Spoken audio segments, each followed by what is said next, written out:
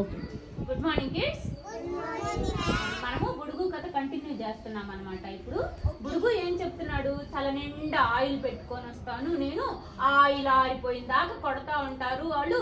జల్లకాయలో, టెంకి జల్లలో, మొట్టికాయలో వేస్తా ఉంటారు. అది కరెక్ట్ కాదు కదా.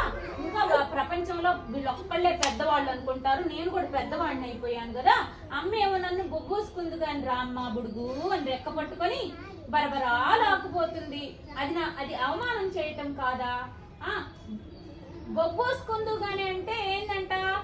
స్నానం చేద్దు గాని రా అని అర్థం అనమాట. ఎవరినైనా సరే నన్ను కనుక అనుమానం చేస్తే నాకు ముందస్తుగా ఆశ్చర్యం వేసిస్తుంది, ఆనిక కోపం వచ్చేస్తుంది. మా అమ్మ బామ్మ మరీను బుడుగు బొబ్బ పోసుకుంది కాని రా అమ్మ అని బువ్వ పెత్తనా బులుగు అని అంటారు. నేను 10 సార్లు చెప్పాను. చిన్న వెధవలకి చిత్తక వెధవలకి చెప్పిన